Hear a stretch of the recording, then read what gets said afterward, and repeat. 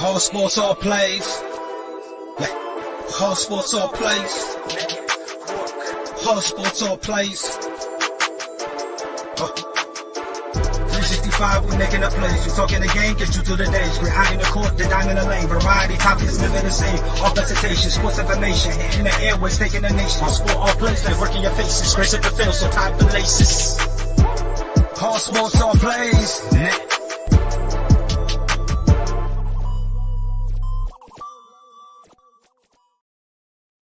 Welcome back to He's on Fire podcast. It has been 10 days since we dropped a stream. It has been kind of tough for Arizona sports fans, right?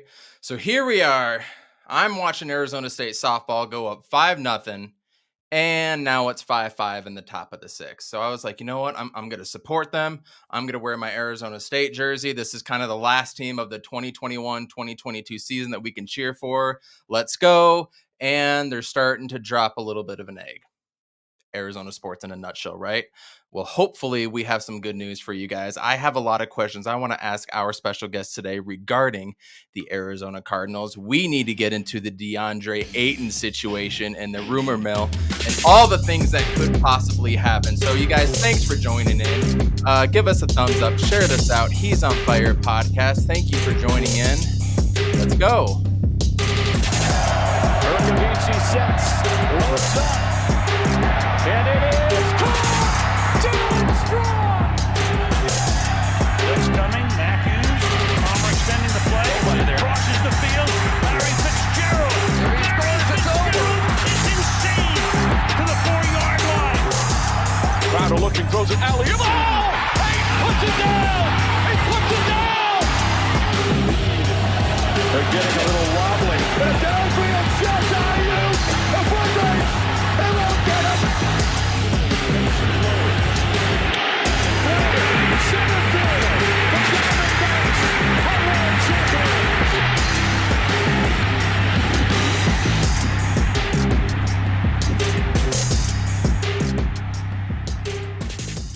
Gets me a little bit pumped now. I remember right after the Cardinals lost and right after the Suns lost, that did not pump me up like it did. But you know what? I'm starting to get back to that. The world is healing. Nature's healing a little bit, right? So welcome back to He's on Fire podcast, everybody. We really appreciate you coming out on this Sunday night. It's been 10 days since our live stream, and I'm really excited to get things going. First, we got to bring on my co-host, Jay Joyce. What's going on, man? How have you been? How have you been living? I'm doing all right. I'm getting used to a new job, more outside, more labor intensive. So I've been going through that, a little tired throughout the days now, but it's kept my mind off all the losing recently. So we've cleaned out the shed. I got everything done outside. I got the garage cleaned out. It's amazing what happens when sports doesn't control your life for 6, 7, 8 months out of the year, whatever it is. And Westville, easy on that. We're going to get to that very soon. Jay Ness, welcome in as well too. You know, we've been very Phoenix Suns oriented since really January, right? We knew that we would be, but we were going to enjoy the Cardinals ride as long as it lasted. And then you and I have talked Cardinals 2, 3, 4 times total. You know, maybe when Hollywood Brown and draft day happened. Before that, we talked about the Zach Ertz deal. Nothing really came out. We didn't want to talk about it. We were frustrated as hell. And now I'm kind of going through that with the Phoenix Suns. So JJ, are you ready to talk some Arizona Cardinals football and start finally previewing it on this show? Yes, absolutely. The last thing I want to talk about is the NBA Finals with a Suns list. It doesn't matter who's playing. It doesn't matter. Go Celtics. But let's talk some Arizona Cardinals. Well, joining us finally after, I think I tried to get him on the very first week we went on, and that just so happened to be when PHNX started. And this guy was busy. We've been DMing back and forth a few times trying to get him on, but here finally making his He's on Fire podcast debut, the one and only Johnny Venerable. Thank you so much for coming on, and how you doing on this beautiful 3-day weekend? Of course. Thank you guys for having me. I'm sorry it's taken so long for the depths of the off season to get me on your show, but I'm a fan and I appreciate it, and thank you for your patience. Yes, it's been a busy year. Absolutely. One of my favorite correspondents. If anybody doesn't know who Johnny Venerable is, you guys need to get on it. He was on Revenge of the Birds with Blake Murphy. Everybody knows who Blake is on this podcast, and he's on PHNX now doing great things with our friend Bo Brock, Frank Sanders, and Damian Williams as well. So, first and foremost, Johnny, are we ever going to get any uniforms? I do my best. I'm trying to will that to an existence because I know the fans want it. We had shameless flex here. Ian Rappaport was on our show 2 weeks ago, and I asked him if he had heard anything. He had not. I would say between all the articles in the Arizona Republic, the fact that Michael Bidwell was asked about it and didn't dismiss it. I would think maybe next off season, but they really kind of screwed the pooch this off season. You've got your head coach, your GM, and your quarterback presumably signing new contracts. You've got Hollywood Brown in town. It would have been the perfect time to kind of rebrand as like the next turning point of Arizona Cardinal football. Chandler Jones out, but yeah, I think we're gonna have to wait at least another year. Awesome news. Way to screw the pooch on that one. We have a really prime time to kind of wash some of the taste out of our mouths from last season. And as just, kind of per usual, we dropped the ball on a lot of things. You know who else drops the ball? Cliff Kingsbury. At the end of every season, I looked up his stats, and I think going back to high school, it's 12 wins and 84 losses to be exact when ending this season. Yes, of course, that's a little bit exaggerated, but everything we're going to talk about, everything we're going to go over does not matter until Cliff Kingsbury can fix his own woes. Would that be a way to explain it? And as we're talking right now, Northwestern, they had a man on second, a girl on second, woman on second. However, I apologize. And they just hit a double right up the middle, all the way to the backstop. And Northwestern is now up 6-5 in game 3, closing this in the top of the 6, 1 on, 1 out. But back to Cliff Kingsbury. Is he going to be able to adjust his own woes, or however you want to fix it, Johnny? Do you think it's possible for him to do so? I do. I don't know how he's going to do it. I know that there's enough attention internally to remedy it. Even when you have Steve Keim, I believe, was on Pat McAfee earlier this week, like even talking about like the second half collapse. So they're acknowledging it. But I mean, Michael Bidwell, here's what you guys, everybody who's critical of Cliff needs to understand is they do not want to go into a situation where they're consistently turning over head coaches like they're the Cleveland Browns. Sure. They want consistency. They want security. And we want championships, of course. Cardinals have never won one. They've got the longest championship drought in pro sports. But Michael Bidwell was pissed at the end of the season. I know I was in I was in LA for that last game. No one was happy.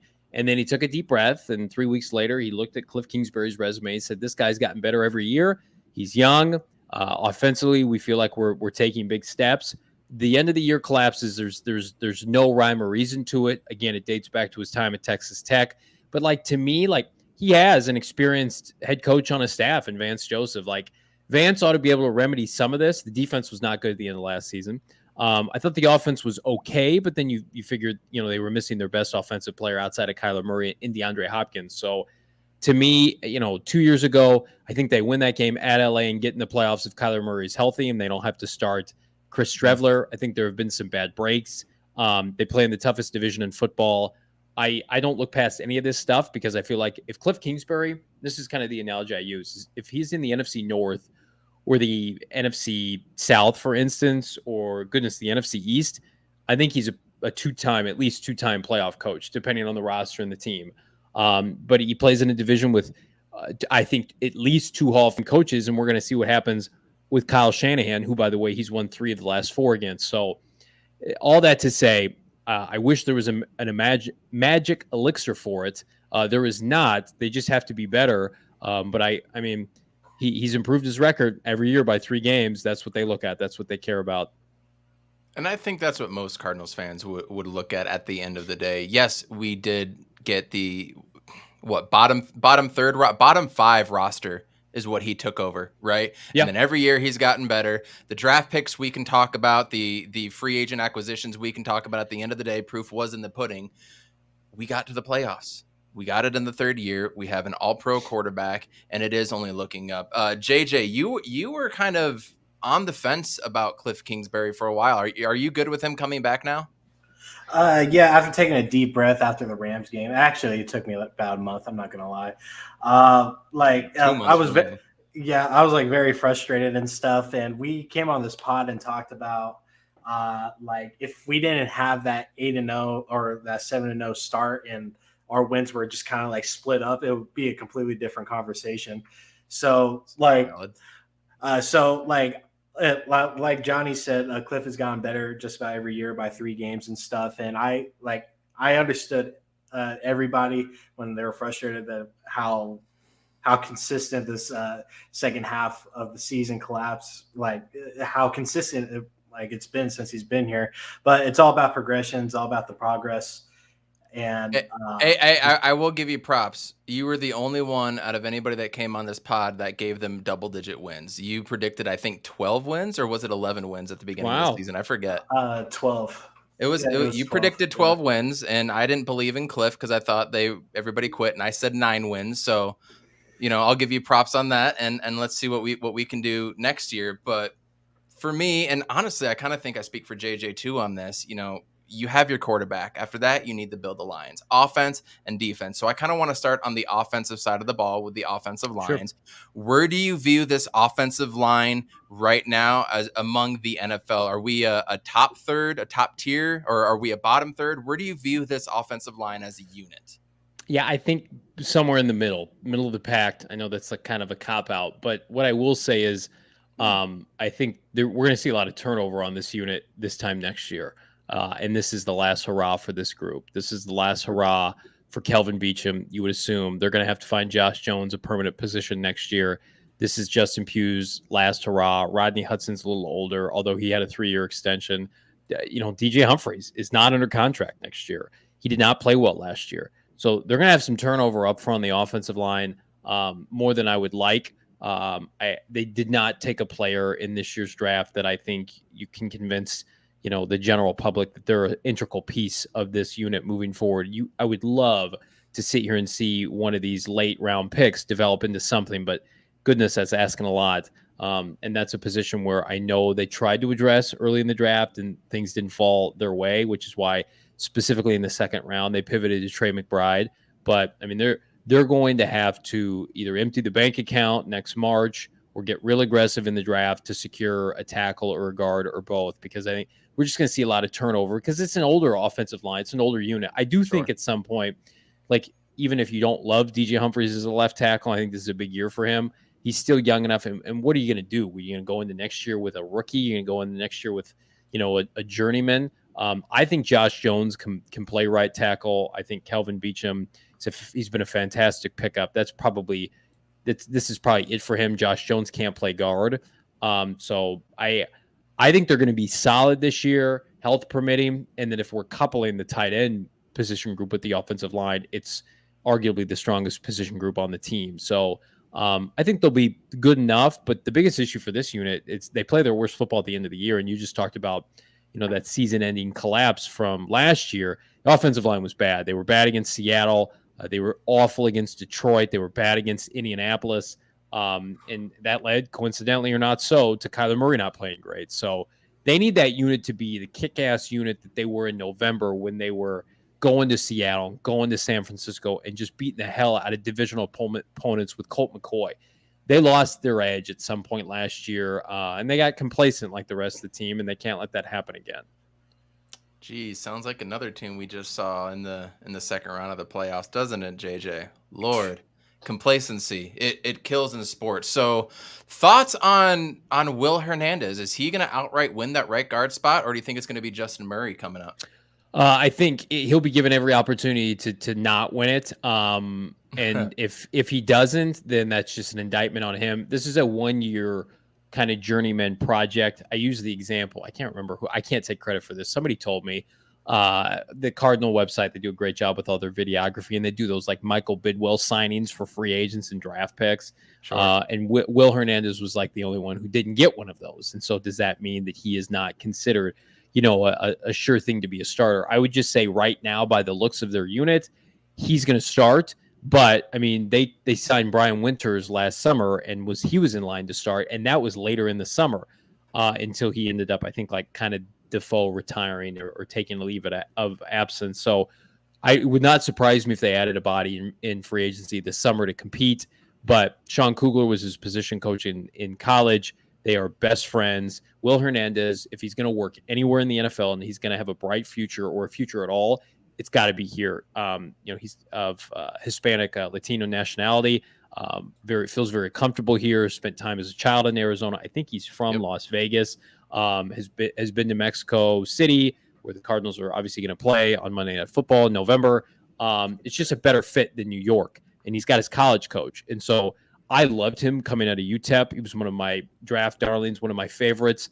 The power he showcased, I think he had almost 35 on the bench press. I mean, he's a huge man, but can he play at the NFL level? I don't know, and so I would say he'll probably be given the first opportunity and then have a quick hook for somebody like, as you mentioned, Justin Murray, who's coming back from injury, or maybe roll the dice again on Josh Jones, although I think we've seen that experiment far too many times. So.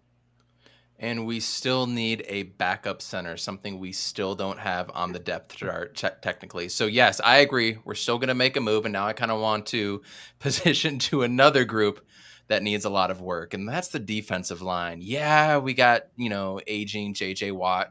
If we can get 12 to 15 games out of him, I think everybody would consider that a win. After that, you've got a whole lot of unproven guys you like I like Rashard Lawrence.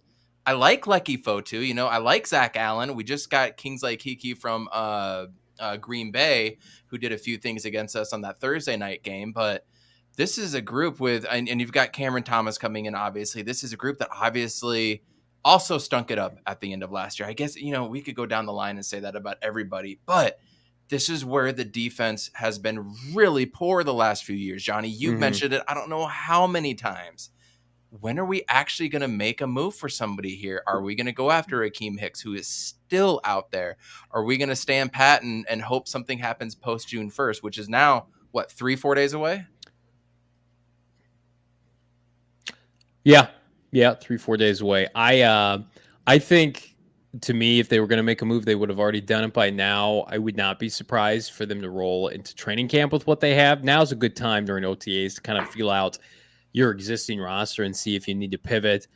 Do we know if Cameron Thomas is going to play 5 technique? Is he going to play outside linebacker? That's a question that's kind of been tiptoed around. I have thought for, I don't know, really since Calais Campbell has left, so that's been, 4 seasons, this has been the weakest position group on the team, that being the defensive line. The talent hasn't been there. The durability hasn't been there. I love JJ Watt. I mean, if you get 75% of what you expected at this point, I think that's a win. If he plays 14 games, I think that's a win. Zach Allen has been fine for a 3rd-round pick. He had a nice year last year. He's in a contract year like a lot of other guys, Byron Murphy and company, Jalen Thompson. He needs a good season, needs to stay healthy. It's just a position group with a lot of B and C's, right? They certainly don't have an A in that position group. They don't have anybody that can get interior pressure outside of Watt and Allen on occasion. I don't want to shortchange him. And then it's a unit that gets run over in run defense. I mean, you see teams in your division, Seattle and San Francisco in particular, want to run the ball right at you, and they can do that at will. You mentioned that Green Bay game last year. That's exactly what the Packers did, shorthanded without Devontae Adams. So it's a position group that I always bring this up as Keim. People are critical of Steve, and I understand that. And the Nkemdiche pick over Chris Jones is going to haunt him, just like just like Andy Isabella and DK Metcalf. He has tried to remedy the defensive line with an SEC standout for the last couple drafts, and just the board hasn't fallen to him. They wanted to take Quinnen Williams, but of course they had to take Kyler, right? They wanted to take Derek Brown, but he went 1 pick ahead of them, so they took Isaiah Simmons. This year the board was, who are you going to take? George Karlaftis at 23? He can't play defensive tackle. Wasn't a good D tackle class anyway.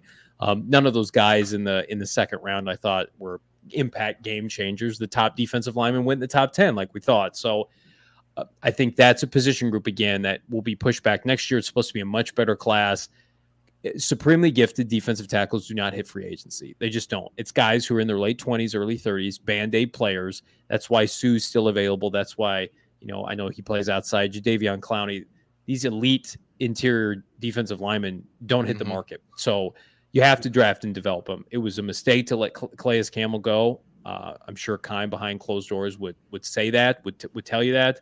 And they're still trying to make up for it. They hit the jackpot once upon a time. They took Darnell Dockett in 2004, and then 4 years later they found Calais, and it set them up for success for the next decade plus. And they've just been striking out since then. The Watt move, I think, of course, is going to be decided this year if that's a success. They love him off the field, but I mean he just needs to play. Yep.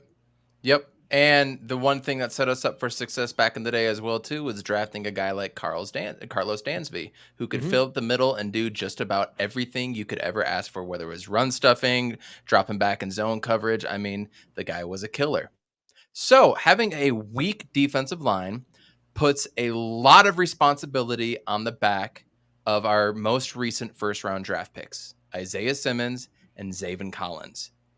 No Jordan Hicks. Not a lot of experience to speak of behind them. Yeah, they have some guys behind them, but these are the guys that need to step up. They are first-round picks for a reason. They are getting paid to do so. Haven't seen it. It's been well documented by every podcast, beat writer, et cetera, that, at this point, those are failed draft picks, is a couple things that I've read in like Sports Illustrated, things along those lines. But this is the year they need to step up, especially with this weak defensive line. Are they going to be able to step up, or are they going to get run over because they don't have the support that they need? Let's start with Isaiah Simmons. I think that he's a fine NFL player. I don't know if he's an inside backer. I don't think he's a safety either. And he came out of Clemson positionless, and he's kind of positionless right now, 2 years in the NFL, and that's not ideal. He's a nice NFL player. The problem is he was not worthy now, in hindsight, of a top 10 pick. We know that now. They should have taken Tristan Wirfs, who, I get a lot of shit wrong consistently. If you listen to our show, PHNX Cardinals, that was the player I wanted. You're pretty damn consistent. Come on. No, I appreciate that. I wanted Tristan Wirfs. That's the player that I wanted. But I like Simmons. I was okay with the pick. Realistically, they were never going to take CeeDee Lamb there. They didn't like the value. If they were to trade down, that would have been more likely a scenario. The Simmons pick, to me, this is the year where he needs to be looking at a robust stat line of 4 or 5 sacks, a couple interceptions. I mean, just where are the splash plays? The only one I can think of from last year, the Dallas, strip sack of Dak Prescott. And then 2 years ago, of course, the interception of Russell Wilson in overtime. It's concerning to me that, we're 2 years out of this. He's not Luke Kuechly. He is not, Devin White. He's not the kid out of Chicago, Smith, Roquan Smith. That's what you expect an inside linebacker in the top 10 to be. The problem is all those guys were 3-down inside linebackers at their universities. Isaiah was not. I also don't know if Vance is the right defensive coordinator to maximize his ability. If they had a Vic Fangio, somebody like that, who it's his bread and butter, 3-4 defense, making those guys stars, maybe be a different story. Zaven Collins, I do have hope for this year. I do think he looked good in preseason when I saw him last year. He got the short end of the stick because Jordan Hicks was kept around. Jordan Hicks had a nice season. But I think Zaven Collins, if you had to ask me which player is going to pop this year, I think it's Zaven Collins because he was a 3-down linebacker at Tulsa. He's the best coverage linebacker that PFF has ever graded. He's huge. He's physical, 6'5", and I know he can play linebacker. So, like, if you were to ask me just 5 years, who's on the team, who gets an extension, I think it's him because to me, he's a more known quality. And I think that's weird for people because he didn't play last year. They were in a unique position. Also, I just don't trust Vance Joseph with the development of young inside linebackers. This year, he kind of has no choice. They signed the journeyman linebacker off of Minnesota. Hopefully that doesn't, if you're Steve Keim, you got to be in Vance's ear, like, do not play this guy. I can't even remember his name.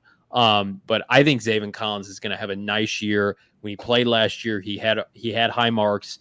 To me, you're looking for somebody to be that physical run defender. That's not Isaiah. That's Zaven Collins. So at this point, back to your original point, like if one of these two guys gets a second contract, you probably take that at this point. You probably take that as a win. It's just a position, not to go on a rant, my soapbox here, but it's not a position a lot of teams value in the first round. You look now more and more like the kid out of Georgia dropped to the third round because he had medical concerns. But I mean, like the cornerstone positions now we're seeing in the NFL: receiver, pass rusher, offensive line, and then number one corner. I mean, inside backer, that's a position your division rivals are just making a killing off of that on the second and third day of the draft. Teams like, Seattle's, found Bobby Wagner in the second round. They had KJ Wright, I think was a third rounder or fourth rounder. And then, of course, San Francisco's always had a robust inside linebacker group, and none of them outside of Patrick Willis were first rounders. So that's got to be frustrating if you're Steve Keim. And here we are drafting these types of guys with top 10 picks, and Jonathan Cooper, who I still feel like if Jonathan Cooper never gets rolled up on in that preseason game, that we could be having a completely different conversation about our franchise and our offensive line at the very least. I agree with that. Wow. Now I'm a little bit down. I was excited to talk Cardinals football. Now I'm a little bit down, but I mean, you're right on the money. JJ, what do you have for Johnny right now? I might need a quick break. By the way, the Arizona State Sun Devils went 3 up, 3 down, bottom of the 6th. They have 1 out, top of the 7th. Northwestern up 6-5. So we'll keep you posted there. I'm very nervous about this game. JJ, what do you got for Johnny right now? Really, this is kind of an extended question, but are you pleased with the lack of signings of this offseason, and with those lack of signings and our quietness in the draft? Are you pleased going forward, or is this kind of like a down year when it comes to just overall the organization because we're sort of tied down with money, picks, Kyler Murray acting, the way that he is, and just overall team chemistry and such? Well, I do know that they have kind of low-key been preparing to re-sign Kyler, and that plays a part. They also have a bunch of their own guys to re-sign. We mentioned Jalen Thompson. They're going to be posed with one of the more robust free agent groups to be next offseason. DJ Humphries, Byron Murphy, Jalen Thompson, Zach Allen. Those are 3 starters for you, however you want to organize them in terms of a hierarchy. But those are contributors that you drafted that you want to be able to re-sign. And then the Kyler factor is huge. I don't mind anything they've done. I love the Hollywood acquisition. I thought that was fantastic. I know a lot of people dislike it. I think he's going to have a huge year. So you want some positivity. That, to me, when that happened, not to take credit, on our show in February, we said that's a move they should consider. Now, I didn't think they'd have to give up their first, but they got an additional third. And then you look at how the board fell. There was nobody of note that fell to 23 unless you like a Tyler Lindenbaum or George Karlaftis. But even a Trent McDuffie was gone. The receiver board was picked clean. I mean, people give Steve Keim a lot of flack, and he has not been good in the draft. But he had the foresight to know, all these receivers, even Treylon Burks and Dotson, the kid out of Penn State, they're all going to be gone. I better have an ace in my sleeve here. And Hollywood, I think, is a buy. It's not a buy low candidate because what you had to pay for him. But that's a terrible fit for him in Baltimore. That's a run-heavy team on the East Coast, inclement weather, with a quarterback I like Lamar, but it's kind of painful sometimes to watch him throw deep. He doesn't want to throw deep, and they have to run to set up the pass. The Cardinals don't do that. They want to air it out all day. It's a perfect scenario for him to come and be a complimentary player in year one with Hop. And then of course you get the olive branch with Kyler Murray. So I thought that was a fantastic move. The only move, gentlemen, I think that they fumbled this offseason because they had the money to do it. And I asked, who do we have? Jordan Schultz on our show last week, who's doing a nice job this offseason. NFL. Thank you. The Hassan Reddick deal, I had it sourced. They were very interested in bringing him back. They offered him just less than Philadelphia. I would have gone above and beyond to bring him back, because then you're like, okay, now I got a guy who's familiar with my organization, just had a surge and blossomed under Vance Joseph, and then it buys me some time. I could draft somebody to replace Marcus Golden next year. They had the money to re-sign Hassan. They didn't. And now you're in a position where, I like the 2 rookies they drafted. I really like Najee Sanders. Devon Kennard has no business starting. He's a liability in both run and passing downs. Dennis Gardeck's a nice rotational player. He's not a starter. They have a huge hole to fill. Chandler Jones was not great after the 5-sack game, but he commanded defense's respect. He had pressures. That's a huge hole that they haven't filled yet. And so, to me, that was the move to be made. Everything else, I like buying incredibly low on Jeff Gladney, who I mean, if knock on wood, off the field stuff gets cleaned up and he doesn't have a relapse of everything, please to God. He was a Mike Zimmer darling. If you start as a rookie for Mike Zimmer and you play as much as you did, like I don't care about defensive back stats year one. Like people were banging on Marco Wilson last year. I thought he showed tremendous promise. That's the kind of year, because he did. That Jeff Gladney had under Mike Zimmer 2 years ago. You get a first round talent. Keim said as much on radio that they had a first round grade on him. So the secondary group, Budda Baker said it last week. It's the most talented they've had in I would say since the NFC Championship team in 2015. There are going to be some kinks to be worked out, but to me, it's like, can the front seven hold up? I don't know. But the back seven, the secondary, fantastic.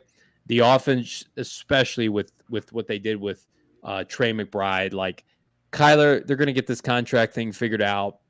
They play better early in the year. They're going to run the ball. They'll get Hopkins back. There's no excuse. This is a top 5 offense. If Kyler stays healthy and the offensive line doesn't completely collapse. So I am bullish on them this year, even with the schedule, because they just have too many good players on offense.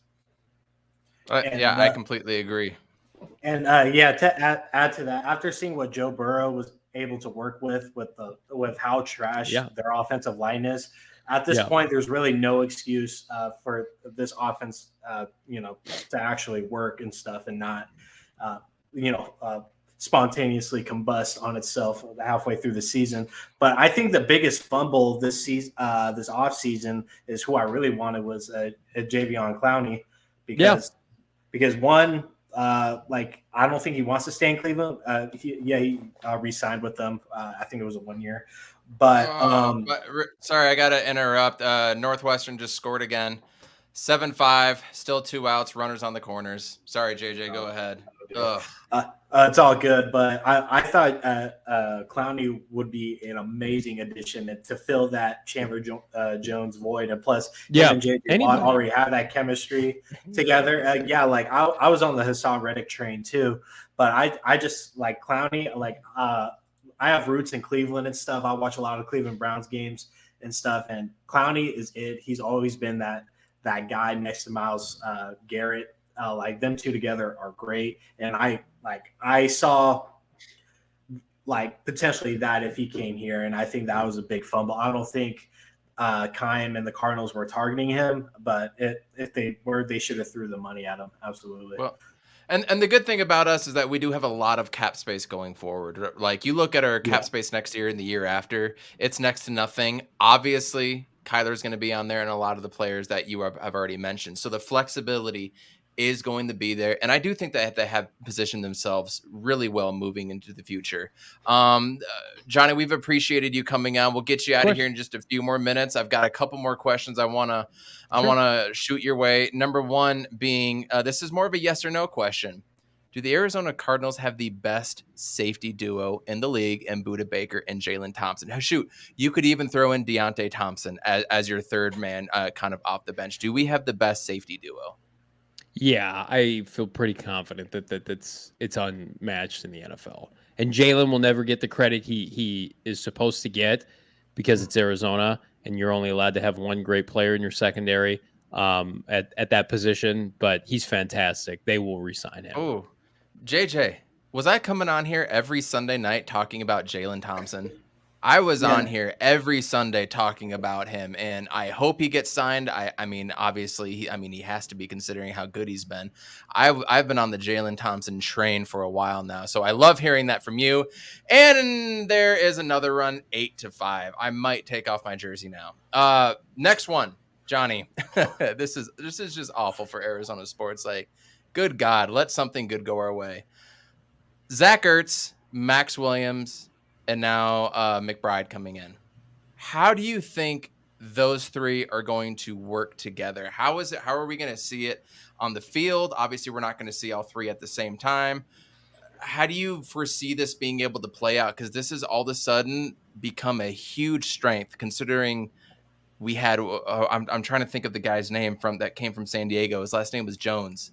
Maybe it was Jones. I Ricky forget who it Seals was. Jones, Not Ricky Seals Jones. This was during the David Boston, Jake Plummer era. Oh, sure. We had the dope tight end that came over from San Diego, and I just lost his name. I had it and I lost it. But position of tight ends has been awful for the existence of the Cardinals, and now we have a strength of it and a potential young budding rookie.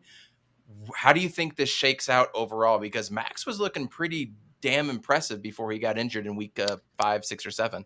Yeah, I think it's unfortunate for him because I am bullish on Trey McBride. I think he's going to come and set the world on fire here. Ertz will be the unquestioned number one, but I think both of them are going to play a lot, especially with Hopkins out. And you can ISO he or McBride. McBride in particular can go out and play some heavy receiver. Max Williams, to me, really just depends on his rehab, see where he's at. I unfortunately think he's going to be nothing more than kind of like a 6th lineman. And that's helpful because his blocking is elite when he's on. But I mean, like, Trey McBride is a special player and a special receiver. And I think ideally you would want Ertz around for 2 years and then McBride to just kind of run with it next year and Ertz to be a complimentary target. I mean, he had 1,300 yards this past year. He was the best tight end in the country, the best tight end in this class. Somebody did, we talked about on our show, somebody over the course of the last 3 years, like, took all the tight ends drafted coming out, and he was only second to what's his name, the kid who went to Atlanta in terms of production. And the kid in Atlanta is more of a glorified big body receiver anyway. McBride, to me, when he's in his peak, he's going to be racking up like 800 yards and pushing double-digit touchdowns. That's such a forward-thinking move. Everybody's reactionary with this organization saying, win now, win now. Hollywood Brown is 24, Trey McBride's 22, and Kyler Murray's, I think, 25. Like, there's your future, your offense right there. Yeah, absolutely. I'm a big Kyle Pitts fan too. I love it. He was awesome for me in fantasy football. So we've covered all that. I agree with you. Everything about the secondary. I think it's going to be sneaky good, just like it was this year. I'm excited to see them play on the back end. I'm excited to see what Hollywood Brown does and all that. I love Darrell Williams coming in. I think he's going to be even better than what Chase Edmonds could do, because Chase Edmonds, he could never stay healthy, ever. You couldn't depend on him at this point. So, but moving around to a bigger scope of the NFL, what NFL team do you think has improved the most in the offseason? Can you give me one or two that you're kind of eyeing right now?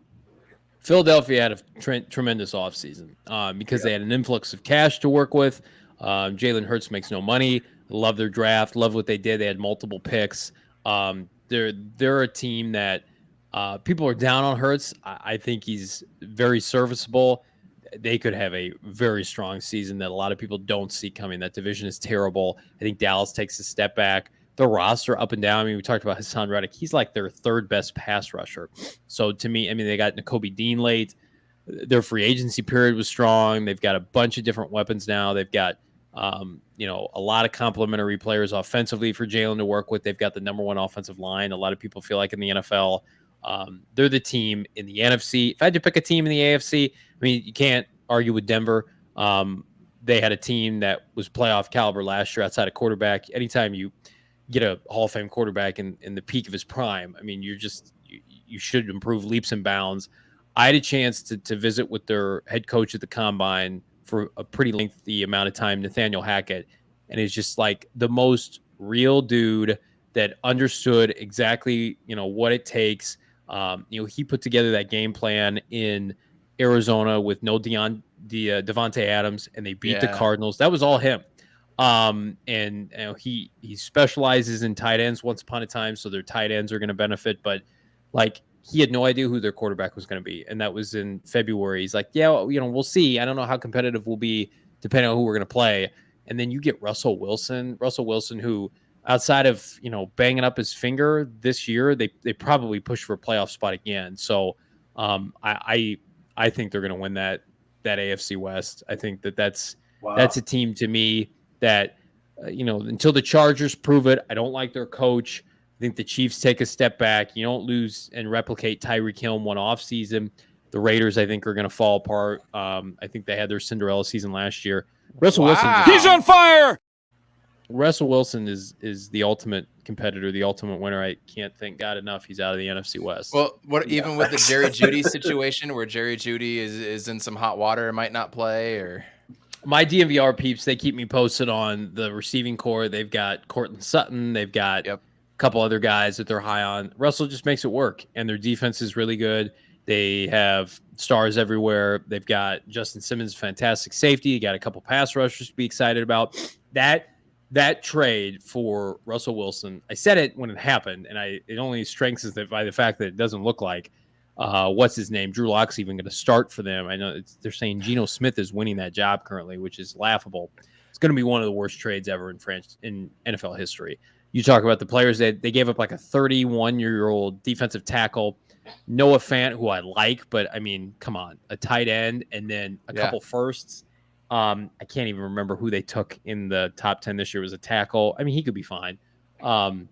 It's Russell Wilson, and he's going to play for at least 5 to 7 more years of just peak performance, assuming he doesn't get hurt again. And Denver's going to be viable and relevant, and they're going to be in the playoffs every year. And Seattle is going to go back to irrelevance. They will never have another Russell Wilson. And the fact that they chose 70-year-old Pete Carroll over him, who I think could be gone after this year. I mean, like the Cardinals lost the NFC West because Russell Wilson came to town and just felt like dropping 40 points on him in that last week of the season. That's why they lost. They didn't lose because of Pete Carroll. They didn't lose because of the running game. So, long story short, Denver and Philadelphia, locks to make the playoffs. I think locks to win their division for me. And don't forget, they still got Javonte Williams and Melvin Gordon in the backfield. They got two burners. And another name, the guy that I'm high on is Patrick Surtain the second. Yep. He's a killer corner too. So yeah, I tend to agree with you. I'm very curious to see what Devontae Adams does in Oakland. That was kind of my potential right there. I love the edge rushers that they've got in San Diego. And unfortunately, we have to see every one of those teams this year, which we've already talked about. But let's move on to kind of, I want to say a little passion team for you and I. We were talking offline just a little bit, and that's the Detroit Lions. And this is where we're going to lose all of our viewership just mentioning the Detroit Lions right now. But they're kind of my second favorite team living in Detroit, my whole family being up there. I mean, those are some of the most diehard fans you will ever meet. If you can be a fan of like the Browns and the Lions and like the Clippers or something, that is a devoted it's good for your soul. You know, it makes you earn it. Makes you earn it, and you kind of already know what's expected, you know. So this year, I was really high on the Cardinals potentially going out and getting a guy like DJ Chark. I thought for like $8 to $9 million, that would have been a decent contract for the Cardinals. I like Hollywood Brown better. I just didn't know if he would be available, but I love that for them. They get Jameson Williams. They've got TJ Hawkinson. DeAndre Swift is a beast. He is a killer out there. They still have Penei Sewell over on the right tackle, who's going to play better on the defensive side. Not a lot to speak of. They've got Michael Brockers, who is a shell of his former self. They drafted Aiden Hutchinson, number 2. Jeff Okudah injured almost all of last year. I mean, it's hard to ask your best corner to cover everybody when, you know, you have the Lions defensive line year in and year out. He's in a tough position, but ultimately they battled last year, Johnny. They battled game in and game out, and they did show a little something at the end of the season, which is what you want as a rookie head coach, right? You want to show that battle. So where do you think Detroit lines up with a weaker NFC North than last year, I'd say overall? Where do you think that shakes up? I think they're a fringe playoff team. I think they win 8 games. You know, I've told you this story off air. My college roommates, my best man at my wedding, who I've known since I was like 11, diehard Detroit Lions fan. So I would always have Sunday ticket to watch the Cardinals growing up in Illinois, and he would come over and we'd watch Lions games at noon, and then he'd bounce like a quarter in after the 3:00 kickoff with the Cardinals. So I always blow him shit for that, but he's typical excited. Lions fans. Yes, that's right. The Jaguars taking, I like Trayvon Walker. I don't like him more than Aiden Hutchinson, who I suppose he's already looked fantastic. I know it's only OTAs, but that to me, Jared Goff, they know what they have in him and they know what they don't, right? That team was bought in at the end of last year. They beat the shit out of the Cardinals in Detroit. That was a complete no-show. And I think their defensive personnel is going to do just enough with the offense that, I mean, Jameson Williams, I thought for a long time he was going to be an Arizona Cardinal. I did not peg him going to Detroit. You could make an argument no team came out with a bigger haul than the Lions did, getting Aiden Hutchinson, Jameson Williams. Jameson Williams is healthy by October. Look out. I think he could have a kind of an Odell Beckham rookie year renaissance like he had with Eli Manning. He's hurt a little bit, and he came out and just set the world on fire. Offensive rookie of the year. I think Jameson could do that same thing on the turf in Ford Field. And you mentioned that the division's terrible. I think they can win 8 games. I think that they have the right coach for that team. It's like Cliff Kingsbury, laid back, right, easy going. It's the perfect coach, I believe, for the Cardinals and their environment. Right, Kyler Murray, Dan Campbell in the city of Detroit, like he's the perfect fit there. So, I mean, a lot of the time you hire a coach to fit your city, to fit your culture, to fit your mantra, and that's what they did. Arizona State gets a hit. Person on second and third. Oh, they hold the runner at third. They get one back, 8-6 with 2 outs. Runners on the corner. Oh, sorry to cut you off there, Johnny. Keep going. It's all right. I was all done. Wrapping up. Lions have a potential. That's something that they love to hear but hate to hear because we know what happens whenever the Lions do have potential. Johnny Venerable, thank you so much for coming on. Sure. Please tell all of our listeners where they can find you and all of your work. Yeah, of course. So I am at PHNX, PHNX_Cardinals on Twitter. We host a live show every day, 4 p.m. Myself, Bo Brock, my fearless co-host who just touched down in Arizona, I believe, earlier today. Damian Anderson, Frank Sanders, former Arizona Cardinal greats, join us from time to time, do a fantastic job. You can follow me at Johnny Venerable on Twitter. You can follow PHNX, go PHNX.com. PHNX Sports on Twitter. It's the only place that you're going to get wall-to-wall, 365 days a year Cardinal content. So we can't wait to fire up our second consecutive season of coverage and support. We appreciate everybody in the outreach and the support we got this past season. It's only going to be bigger and better in 2022.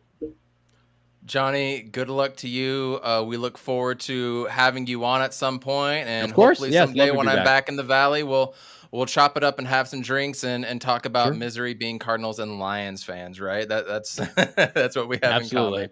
We appreciate you, Johnny. Have a good one, and enjoy your Memorial Day tomorrow. You do the same. Take care, guys. Thanks. Cheers. Appreciate it, Johnny. And just like that, the Arizona State Sun Devils do a little shallow pop-up over outside the third base, and they are out. Hold on a second. Wardrobe change. Oh, shit. I still have that on. Dude, like, these teams can never close out. They can never bust through, man. They were up 5-0. They were up 5-0. This is a chance to go to the World Series. So let's tie a little bow on the 2021-2022 season. The Diamondbacks last year were trash. Suns were the best team in the NBA and completely faltered. Cardinals were the best team in the NFL for the first 12, 13, 14 weeks, completely blew up. Arizona State basketball just could never get anything going. They had injuries. They had, I don't know how many COVID situations, and they finally got rolling at the end, and they blow a huge fucking lead in the first game of the Pac-12 tournament.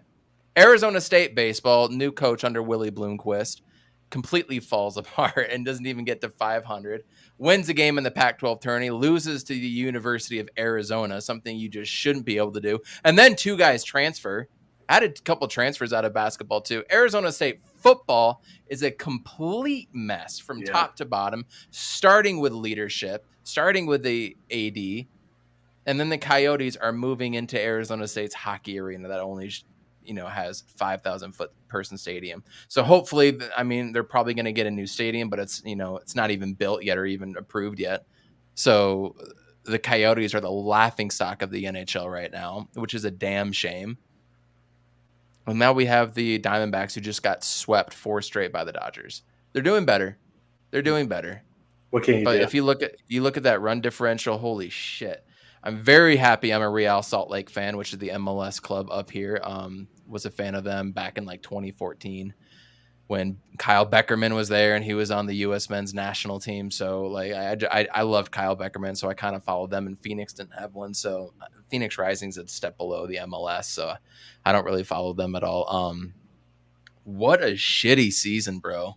Like I don't really consider I consider the Diamondbacks kind of part of next year's run, right? Because they're going to be ending when we kind of start up, and it's 162 games, and we're only in May, right? So things can happen. Yeah, the Dodgers completely own the D-backs. They do. They've bent them over and make them their daddy. So just a terrible 2021 22 overall season. I mean, ASU still got like men's golf and whatnot, but those aren't the draws like football and basketball and stuff are. This was kind of our last hope. So championships are done. We have nothing there, but we do have nothing but questions when it comes to the Phoenix Suns. But before we get to the Suns, let's put a bow on what Johnny talked about. Is there anything that really stood out to you that made you excited or pissed you off even more? Because I got a few things. His hope for Zaven Collins is like outbreak.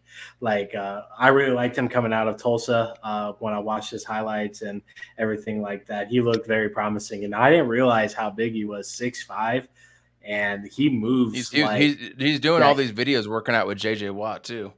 Yeah, like he moves like a safety. He's shifty. He knows how to blitz really well. So I can't wait to see Zaven Collins. I hope Vance Joseph isn't being a cuck and and actually plays them and stuff, because that was a big issue I remember addressing during the season with just overall rotations between certain defenders and stuff. And we didn't even bring up possibly Robert Alford returning and stuff from his injury, and just the holes in the backfield. But with the duo between Jalen Thompson and Marco Wilson and Buda Baker and just everybody out there, they were absolutely phenomenal last year. And like what really killed our defense was last year. It started from the line, just us getting trucked from week one on. It felt like, we actually stopped Derrick Henry week one, but like anytime after that, just when it came to run defense, we were awful. That's why I really wanted Javion Clowney because he does not fuck around on run defense. He will throw your ass down. And we didn't get him. We got to move forward and work with what we have. But J.G. Watt, Zach Allen, Marcus Golden have they need to step up if we're going to have any chance winning, especially in these first 6 weeks of the season with no D-Hop. So they really need to hold down the fort, and this is a hard schedule. So a lot of good teams, very scrappy. What do you think of Westville's comment? I almost feel like we don't because of the players we do have. Does that make sense to you, JJ? Yeah, I think I like deep. Wilson and Gladney. Yeah. Even Hamilton showed some promise back there too, and at the last stretch at the end of last season. But I like when you're picking captains, it can be kind of broad in the NFL. So I don't think necessarily we need a number one option because you're playing defense at the end of the day. You're not necessarily a focal point in the backfield. You just got to cover your guy, read the plays correctly, and you'll see that throughout the season who's watching film and who isn't. So yep I'm bummed about ASU softball, man. I mean, a lot of people be like, why are you watching softball? I'm a sicko, man. I remember staying up way late. What's that? What'd you say? Oh, I was just saying that they've been rolling this season and stuff. I just took a look today, and I was just I didn't know ASU was softball and baseball, but a lot of people have come through here. So, but yeah, it's a bummer, big bummer, especially being up 5. But sure. It just figures. Let's put it that way. It just figures. We can't have nice things. We don't deserve nice things, apparently. Yeah. I like what I heard about the tight ends. I disagree to a point with him about Max Williams, but I think a lot of it goes back to what he said with rehab and kind of how that turns out. Oh, yeah. If he's just a glorified 6 offensive lineman, I think Ertz is going to get a lot of attention. McBride's going to get a lot of attention. So I think this might be a really good time for Max Williams to get those one-on-ones, because he's going to be lining up as that other lineman, and then he's going to pop out like he did this last year. And then he started trucking dudes. You know what I mean? He started getting 22-yard gains and 30-yard gains and 18 yards. You know what I mean? He might not be able to have that breakaway, because the first season after an ACL is hard. Not everybody's Adrian Peterson, right? Not everybody's Amari Stoudemire. But I could see him getting so many 6 to 8 yard curls, just boom, boom, boom, dink and dunk here and there. And then he can turn it and he can get an extra 12 yards after the catch. We have an abundance of riches at the tight end position, and I hope they can use that. I'm really excited about that. I want to disagree with him on Isaiah Simmons, JJ. I want Isaiah Simmons to pop. I mean, we've seen what he can do in coverage. Maybe he just plays an inside coverage position as a DB or something. You know what I mean? For this season, he has to be middle linebacker. I want him to pop. He's athletic as all hell. I mean, the guy can do everything, but he's a tweener, is what Johnny was saying, right? So I want to disagree with him, but I agree. I want to disagree with him with Zaven Collins just because we haven't seen it.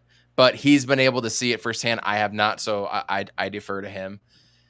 We didn't get to talk about James Conner and Darrell Williams. I'm really excited about that combination. I think it's going to be a great dude.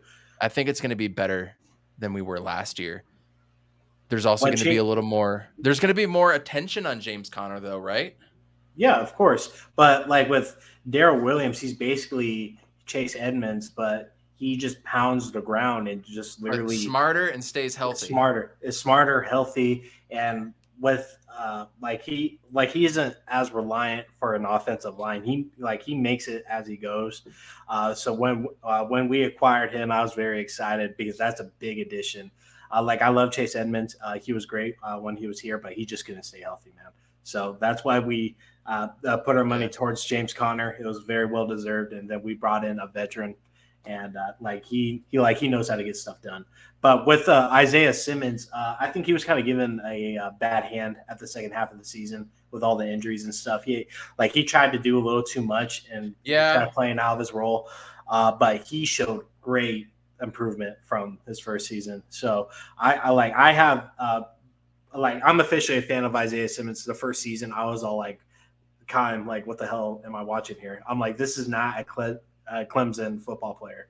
I'm like, there's absolutely no way. But his sophomore season it was fantastic.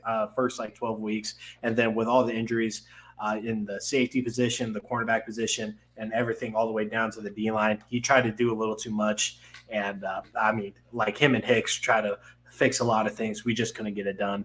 But I think Isaiah Simmons is going to definitely have a breakout year, I think. And I hope Zaven Collins is too. If those two break out, I feel very good about our chances. But what Johnny said was, you hope that one of them does, and I think that's a very realistic thing to say. I think that's a very realistic take, and you really have to consider that when we talk about them moving forward. So we'll find out coming up. I love James Conner and Darrell Williams. I love the contracts of those guys as well too.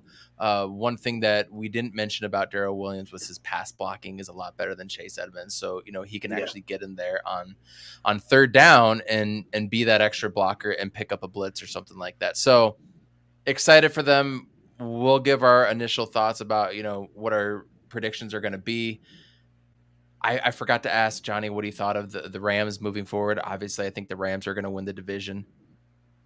But time will tell. It's about to be June 1st. It's about to be June 1st. Let's see what happens. Let's see what pickups we get. Let's see who gets cut. I've heard a lot of names. D Ford, for example, out of San Fran getting cut. If D Ford were to sign with us, we'll get the 49ers cutback guys on here. We'll learn all about him. A lot can still happen. So we'll get into that as we go. Sonia, we just beat how many Braves. Games? Not what's that? How many games? How long is this series? This week with the Braves? Yeah, it's a 3-game series. It's a 3-game series. I think we can. They're 22. I think we went 24. I think we got Zach Gallen on the mound tomorrow. Bumgarner to close it out. We can get to it. That's all you got to do. There's ways to get to the playoffs every single year. There's two ways as MLB. You either blow through everybody and you just score all these runs, or your whole philosophy is win series, take 2 out of 3 and split a 4-game series. If you have a 2-game series at home, like Kansas City before the Dodgers, you try to take 2 from teams like that. If you're on the road, you try to take 1. You try to play 500 ball and hope that August or September you just have like some sort of crazy 22-8 or 20-10 type of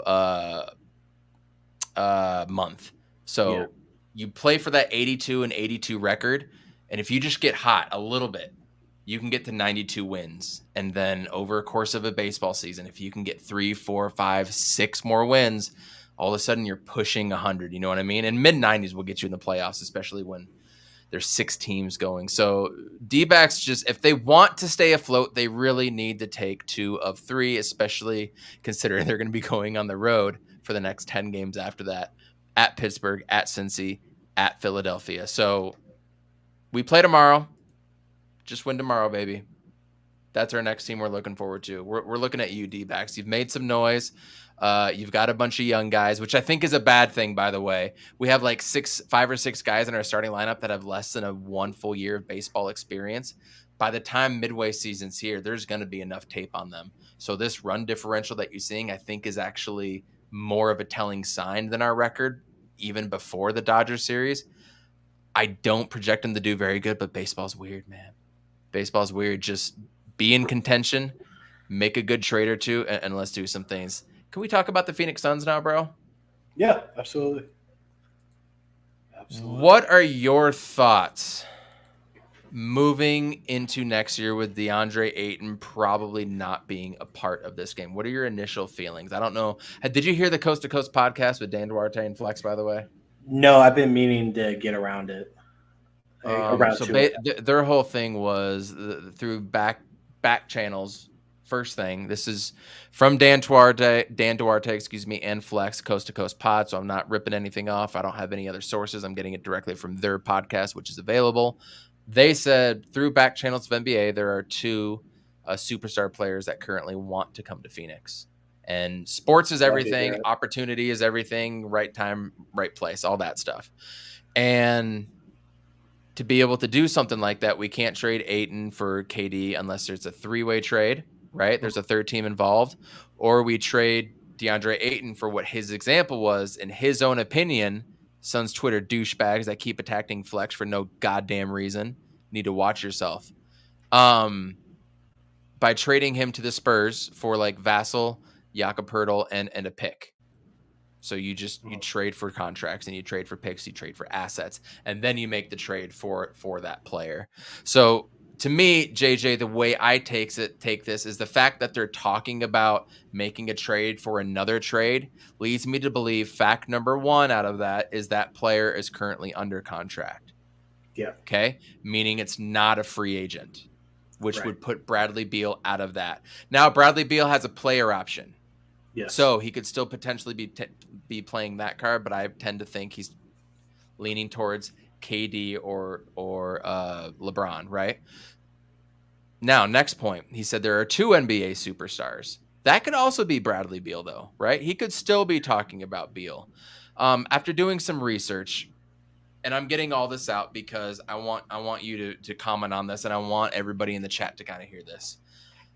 I've heard a lot of content about playoff basketball recently. I haven't watched the playoffs, but I've been listening to a lot of podcasts. I still can't bear myself to watch. I'm that guy.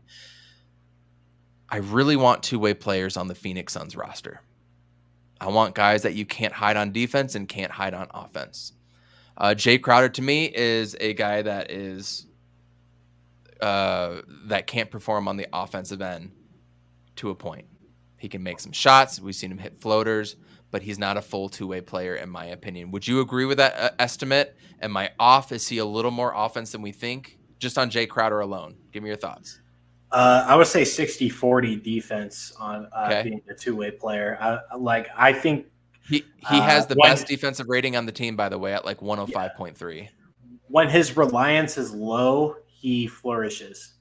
So Like Fair. when, yeah. So when people weren't expecting him Like to that. score those 5 threes in that one New Orleans games, like that's when he does his best work, is when everybody's targeting Booker or any other scoring threat. When Jay is open in a corner, you can most likely seal it. So I say 60-40, more on the defensive side of things than offense. And see, I would almost head towards the 70-30. So I think the 70-30. truth is That's kind of fair. in the middle between us. So let's split the difference. Let's say 65-35, and that feels Take it or pretty leave it. comfortable to me with Jay Crowder. I'm trying to find the defensive efficiency on Basketball Reference right now, what their defensive ratings are. So excuse me if I just kind of I'm not Go going on to be able to StatMuse. It comes up StatMuse. right away. Yeah.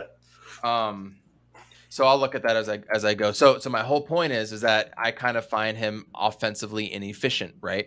You can Yeah, cover him up absolutely. to a point, but you can't slack off of him. He's not going to go out and make you a play, which is my part about two-way players. DeAndre Ayton, we can have the discussion if he's a real two-way player or more defensive force. I think offensively he lacks for sure. So because of how good he is defensively, I mean, he has more potential offensively. I put him at almost like a 65-35 player too. Can't slack off. He's not going to create on his own, right? And a lot of times he's going to fumble a pass or make a bad outlet pass. So that's my thoughts on DeAndre Ayton. So I look at Jeremy Grant.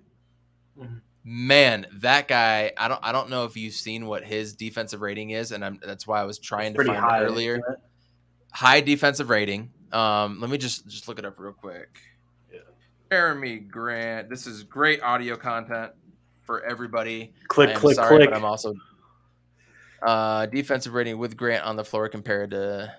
Come on, just where's his defensive rating? 107. Okay. 107. Nice. Jay Crowder's 105. DeAndre Ayton's 105. Mikal Bridges is 106. Cam Johnson, I think, was a 111 or a 108, which is a stark difference, and I can't remember. DeAndre Ayton. Dario Saric, for reference, was a 111. JaVale McGee, funny enough, 102. Bismack Biyombo was, I think, 111, 112, which surprised me. Devin Booker, 113. That's really good. Shout out to that's the worst on the starters. That's by far the worst. Devin Booker. Remember, the higher you are, the worse it is. Yeah. So home stats, NBA, Jeremy Grant. So two-way players, Jeremy Grant, almost 20 points a game. Everybody saw him. He was a killer with Denver. He was a killer this past year with Detroit. He's just not on a good team. I like it more and more and more that I think about it. What are your thoughts on Jeremy Grant while I look these stats up?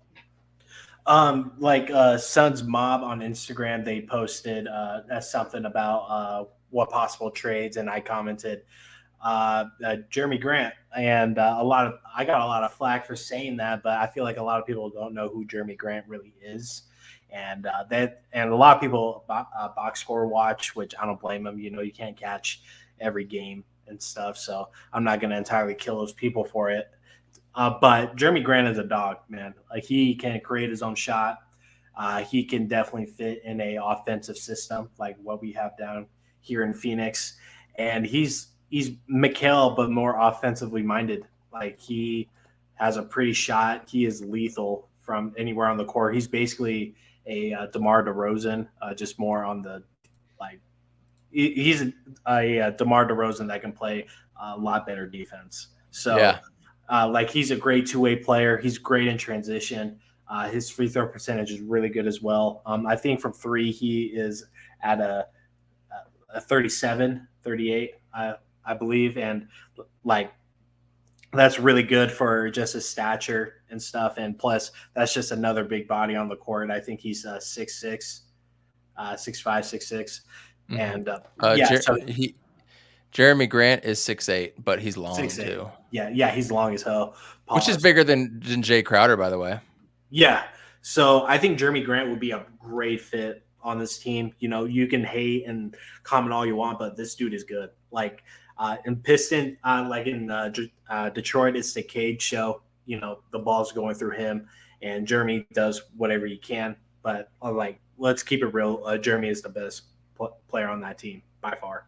Cade has a lot of growing to do. I completely agree. So I got some interesting stats here for you. Another player that I would like to consider. Hayes.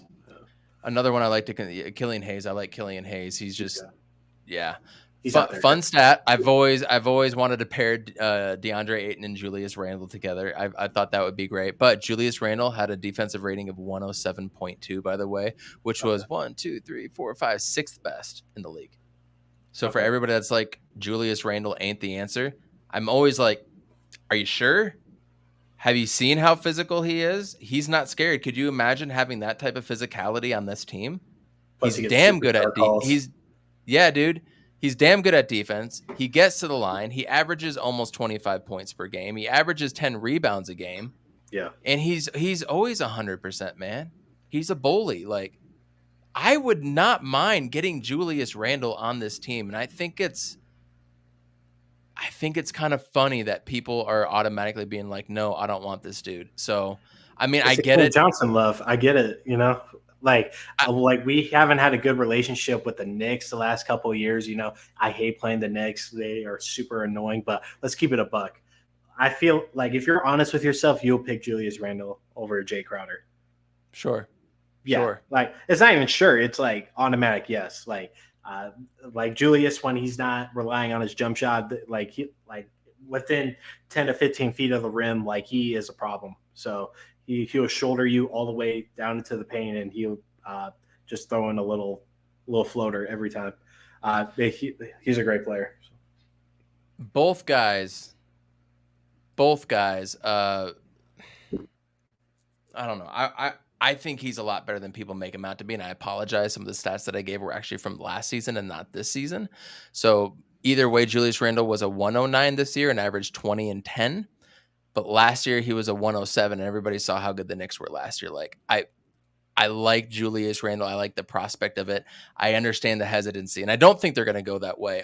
Clint Capella has a 109.3 defensive rating, and Book is actually 108, not 113, because I was looking at last year's. So Clint Capella was at 109. I like Clint Capella. The Hawks are another one on that.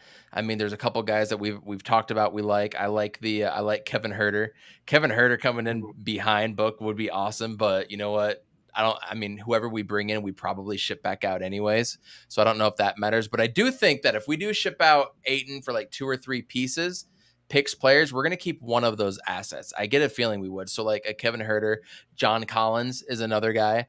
Clint Capella would be a center too. I mean, we have to have some sort of center in there. I don't think we're going to play by committee per se and sign another B or C tier center, you know what I mean? Right. Have another Bismack or another JaVale McGee. So Clint Capella could be one of those guys going in there. Karl Anthony Towns has a decent defensive rating. Pascal Siakam has a defensive rating. Like, I want two-way guys on the Phoenix Suns. I want more Mikal Bridges. You know, I want more Devin Booker, who has turned into a two-way player for sure with his defensive rating.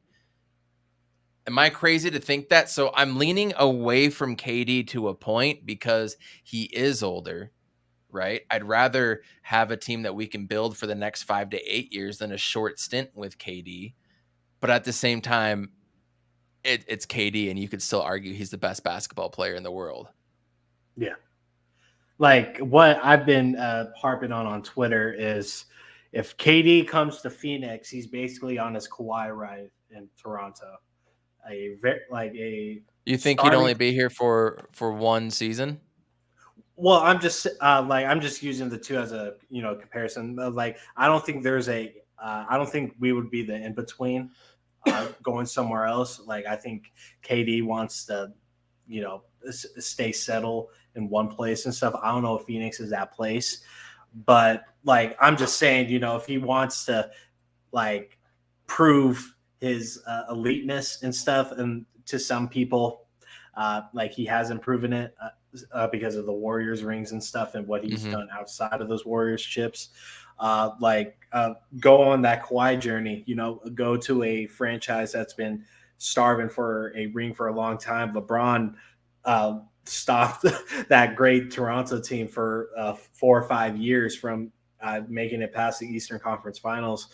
And like, they just needed that extra push, and that was Kawhi. Yeah, the Warriors were hurt that season, but that Toronto team was killer. So, like, I see ourselves like that Toronto team back in 2018 to a certain extent. If KD hops on this team, like a lineup of Chris Paul, Devin Booker, KD, Mikal, and fill in whatever center you want, I think the bench will solve itself. That starting five alone should scare everybody in the West. 100%. Royal says Miles Turner. I don't mind Miles Turner either. I think that would be a great B-list type of center because we don't need a top tier center. You don't need a top tier center in the league. You need two-way players or elite at some point. There's another. I've been looking at sets, so I haven't really looked over here in the chat. But here, can you see the chat now? You got logged in, right? You can see the chat over here. I don't see your. Hang on, I can go on the YouTube one. No, not the YouTube, but you don't see it in the StreamYard link, do you? You can't see that quite yet. Oh no, I just went through the link that you. I gotcha. Cool. Yeah. There was another one, possibly maybe Kyrie for Westbrook. I think that's funny. I think that's funny as all hell, and I could care less if that were to happen either way, to be honest with you. Yes, Devin Booker is going to get the max, and they need to offer them the super max and do it as soon as possible. That needs to be one of the things Sarver needs to do. Cade and DA on a team would be. I think wherever DA goes, he's going to have success, but it's not going to be right away. No, wherever he goes, it's not going to be. It's a growing period. It is going to be a growing period for him. I do like Miles Turner. I do like Brogdon, Malcolm Brogdon. I think those two would be interesting. But if we're going to trade with the Pacers and not get Buddy Hield or Tyrese Halliburton, I don't want it. I got to be honest there. There's a lot of potential here, and I've thrown a lot at you, but my whole point is, dude, I want two-way players that can play on both sides of the court, that can play fourth quarter when needed, that can do what you need him to do. You look at the Clippers, bro. Look at what they're going to be with next year with Kawhi, PG-13, and you've got Mook Morris, and you've got Norman Powell, and you've got Terrence Mann, and then you've got Reggie Jackson, and then you got Serge Ibaka, Nicholas Batum. How many big winged guys plus the Zubats? Yeah. How many big guys, shot creators that can go get their own? Like, do they have? And that's partially why I like getting Zach Randolph, or excuse me, dude from the Nets. Was that Claxton? No, not Claxton. I just went on a raid about him, but that's partially why I want to get him. Zach Randolph, not Zach Randolph. Why do I keep saying Julius Randle? Julius. Knicks. You said Nets. Yeah. Okay. Julius Randle. Sorry, my bad. Okay, yeah. Julius Randle. That's why I want a guy like Julius Randle, because he can be a two-way player and he can get his own bucket in the paint and draw fouls. When we were like 27th in the league at getting to the free throw line. So I want two-way players. What do you think of that philosophy? Does that line up with what you want? Or are you all in on KD, all or nothing? Man, like, I think your way of thinking is what I think it's the right way of thinking, honestly, because like we definitely need another shot creator. Booker doesn't do well in double teams. Chris Paul, like, we just can't rely on him anymore to carry us like that. He's going to have those games where he does, but we just can't fully depend on that. So, like, I think the two-way sort of lane you're treading towards is probably our best option. That's why I think Jeremy Grant and Julius Randle will be great additions to this team. And I just want to say, two superstars want to come to Phoenix. Like, just that alone is. I mean, that's beautiful. That's music to my ears right now. Of course, I would love KD to come to Phoenix. Is it going to happen? I don't know.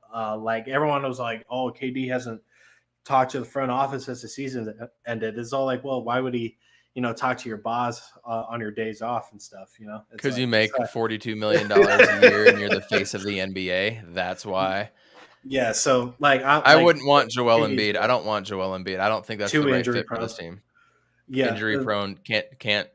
You know what I mean? Yeah. And again, everybody's treating. Remember when I came on the pod and I said Chris Paul needs to be treated like nothing more than prime Derek Fisher, And now look how everybody Huh? You're a little harsh on that. I wouldn't have said Derek Fisher, even though I loved Derek Fisher back in the day. Like I was thinking more of like playoff Rondo, but in the starting role. Chris Paul, but my point is you can't rely on him to run the offense through him. Yeah, absolutely. Yeah. You can rely on him to make open shots, do a few things, maybe hit a buzzer beater, play solid defense, and be a smart basketball player. But specifically running through the offense, you can't. Everybody, you know that now. You can't count on Chris Paul in the playoffs. Like we've had 17 years to know this, and I think everybody's finally figured it out. So that's why I say a Derek Harper, that type of role player. Prime Derek Harper was a killer. You never wanted him hitting a 3 in the fourth quarter. Mm-hmm. He was a killer. People need to go back and watch how good and how in control he was in the playoffs specifically.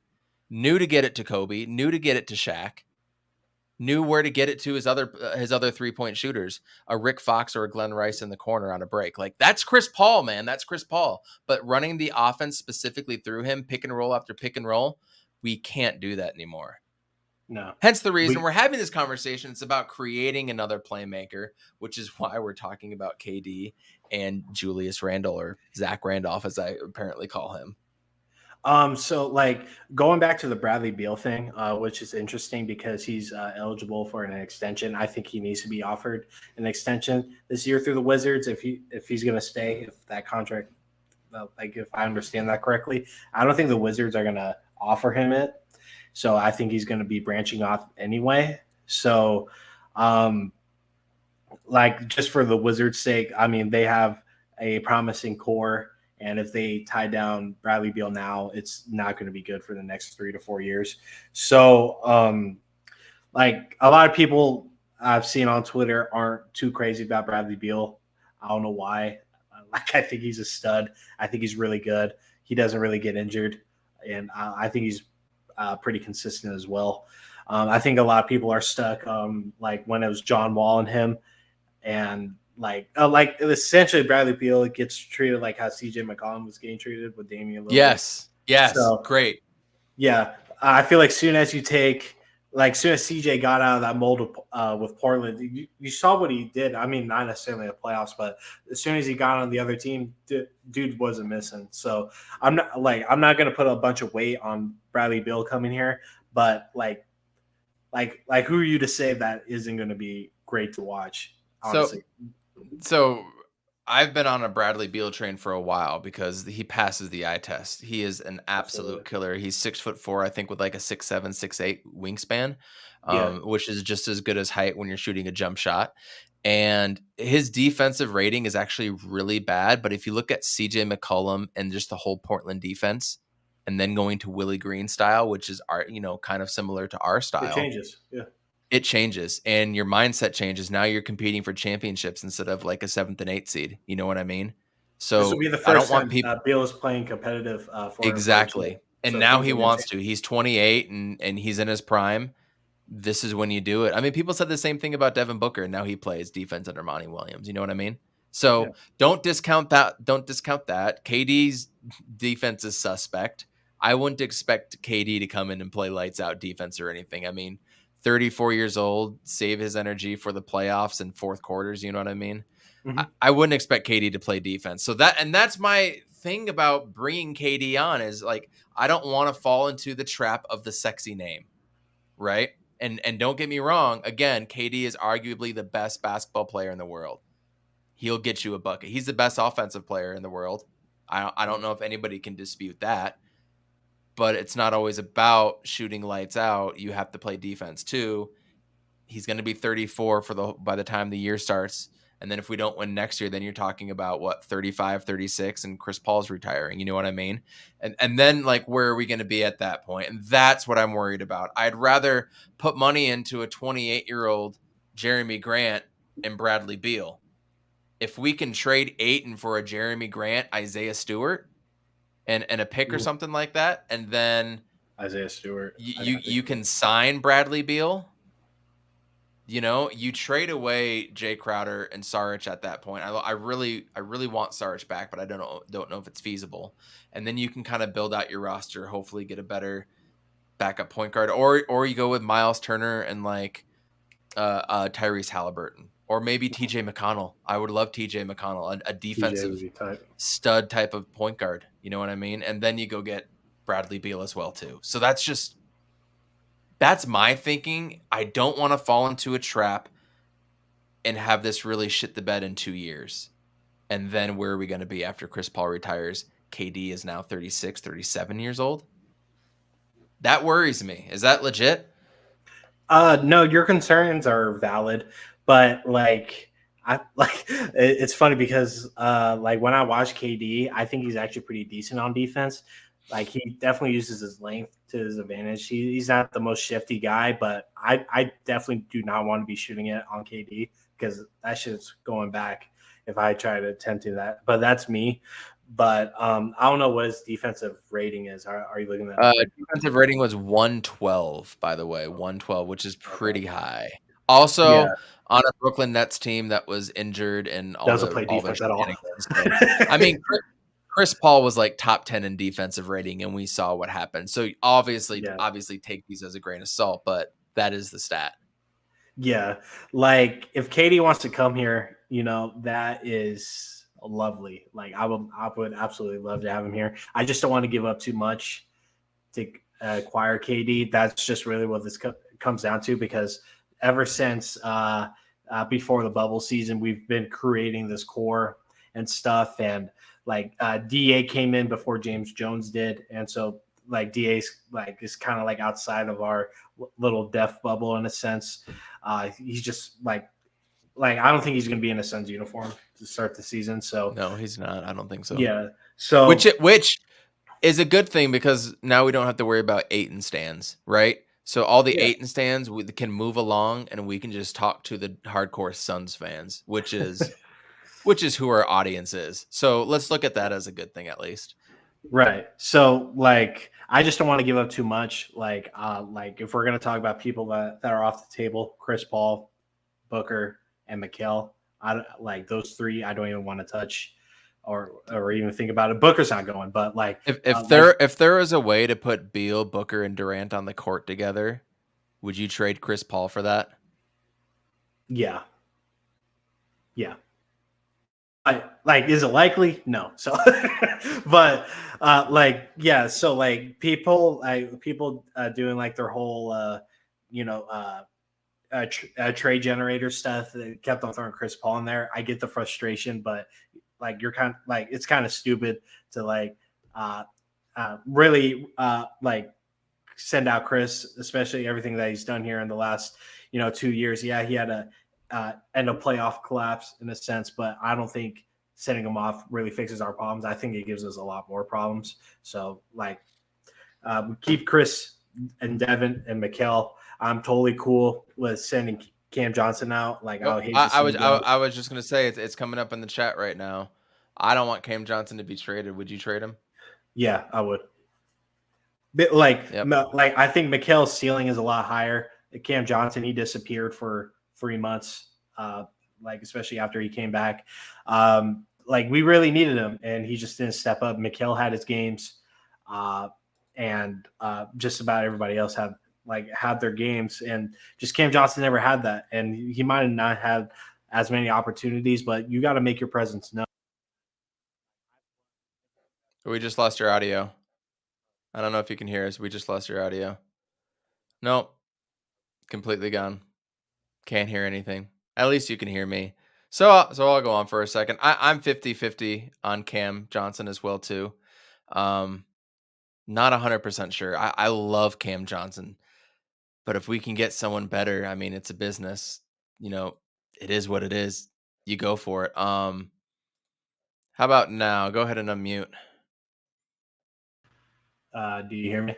There we go. Live production at its best. I'm like 50-50 on Cam Johnson. I love who he is. I love that we drafted him. I wish we didn't have to trade DA. I would rather keep players that we drafted, build everything from within. Unfortunately, here we are. If we can get someone better, I'm down for it. Landry Shamet came up also. I think a couple, Roy brought him up. Should we trade? If we can get rid of Landry Shamet, do it. There's nothing tying me to him at all. If the audio is still going, let us know. Or if it's completely cut, let us know as well too, guys. We appreciate it. Yeah, so sorry about that. No, I don't want to fall into this sexy trap, but at the same time, part of me just wants to go for it. Yeah, exactly. If that blows up in your face, what happens? I don't know. Like, we are in a unique position that we haven't been in a long time, and we definitely have to like tread on eggshells going forward this offseason. But a lot of teams don't get this opportunity, especially when insiders say that there's 2 superstars that want to come here. So like, I really want to make the best decision possible, but at the same time, I'm in win now, and a chip will solidify me for the next 10 years. Like, but lifetime, I feel like, buddy, lifetime. Yeah, lifetime. Like I keep on saying it. Like, I think this Suns team has a chance to be a dynasty going forward, and if we make the right moves and not necessarily the biggest moves, this can go for a very long time. And we're already like 2 years into competitive basketball. Yeah, it was disappointing how this season ended, but again, we weren't in the playoffs for 10, 11 years. And, our first time back, we made it to the finals. And then our second year, we underachieved. Shit the bed.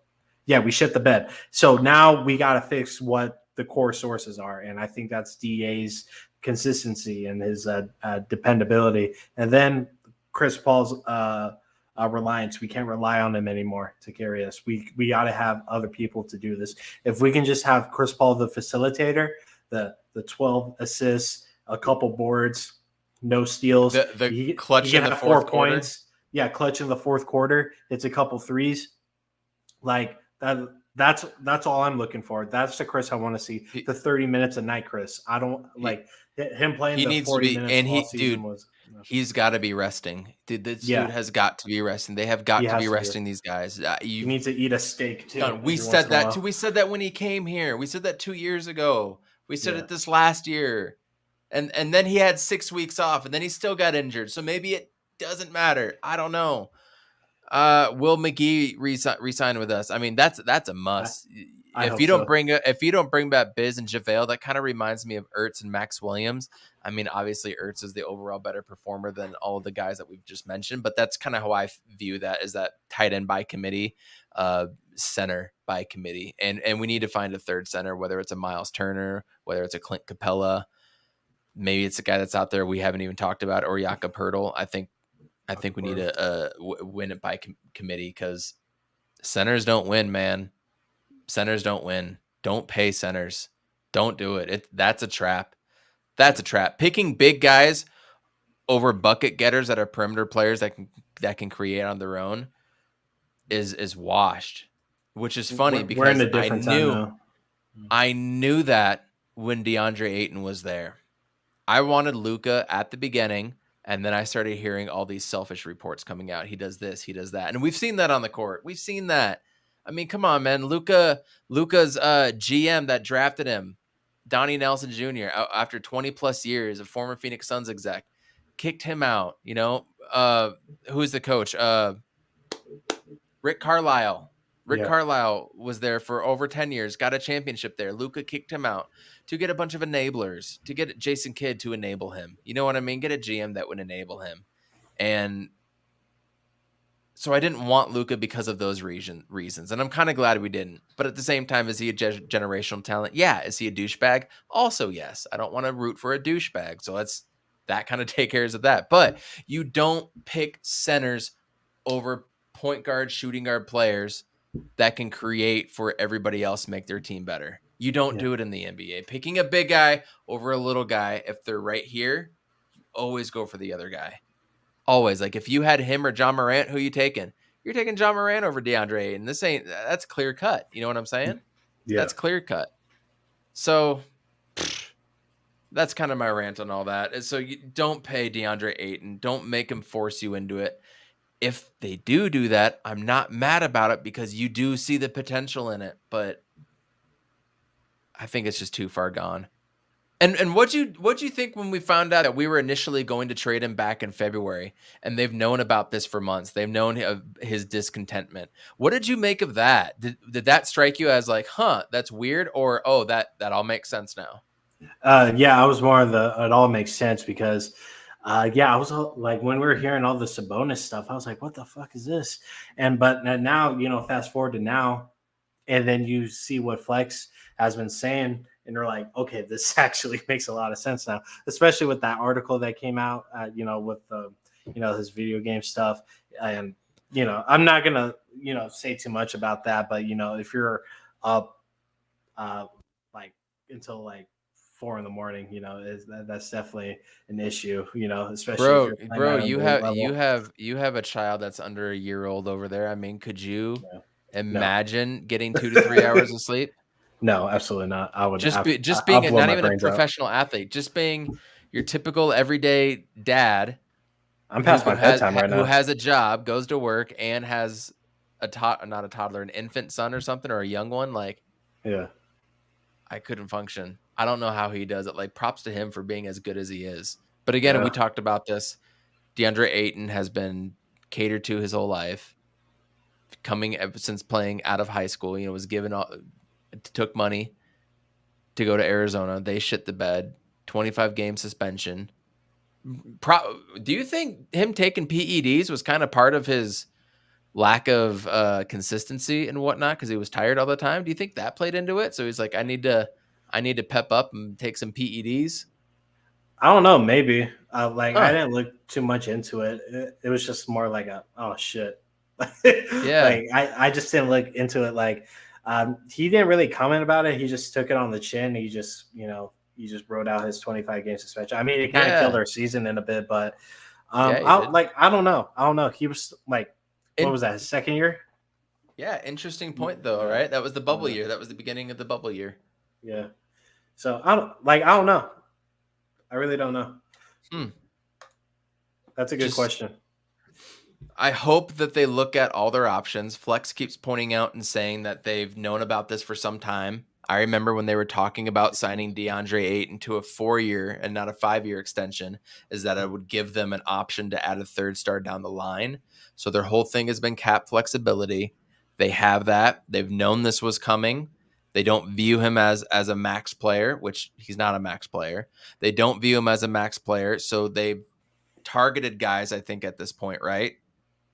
I think they've done their due diligence, and now they're just kind of waiting for the pieces to like kind of fall in place. Monty Williams and James Jones know way more about basketball than anybody here, except for possibly Westville. And if we're keeping it a buck, like if DA doesn't want to be here, send him off, because I'm not going to deal. Yeah, I'm not going to deal with this half-ass shit anymore. Like he was pretty good throughout the regular season. But I can't have that in the back of my mind. Like, does he even want to be here? So if he doesn't want to be here, Kyler Murray won that popularity battle. I'll tell you that. Kyler Murray and DA picked number 1 picks the same year. Yeah, Kyler won. Yeah. Kyler said he wanted to be here. He just wanted his money, and DA, he's vice versa. It's like he wants to go, but he will only stay if he wants to max, and I'm not willing to do that. And a lot of people I've heard some things about what I said, what we said on this podcast about DeAndre Ayton showing up. Or didn't show up on Game 7, and we all went around the table. We all said nobody showed up. I think we even started with Monty, by the way. Yeah. I think Suns fan Randy came on and he started with Monty. So like everybody is to blame for Game 7. But you know what? I tend to give Chris Paul and Booker and Monty a pass for what they did throughout the whole season.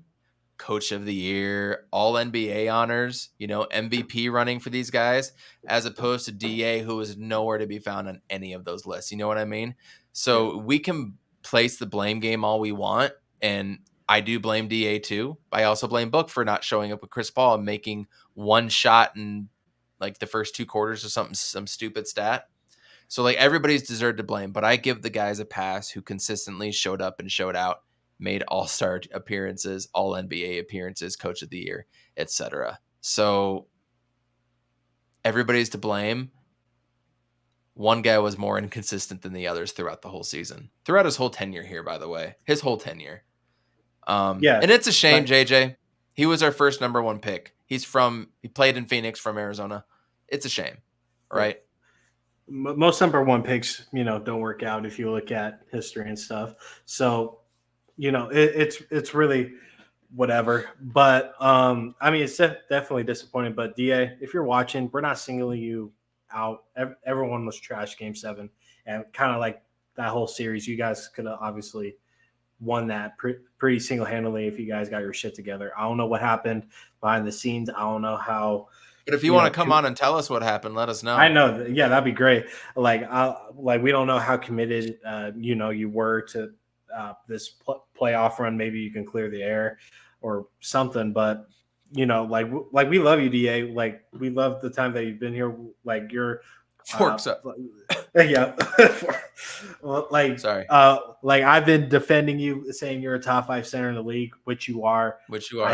I think you are a max player. I just don't think it's for the Suns, and just going forward.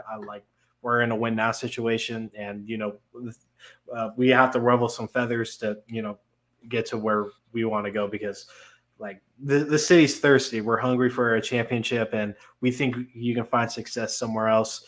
If that's in Detroit, working on your individual game, not necessarily with the winning pressure on you, Have fun someone with in that. your ear yelling at you. You can actually, work on your footwork, get your outside shooting going. You can do whatever you want, but like all of us, we love you, DA. It's just, it just didn't work out, man.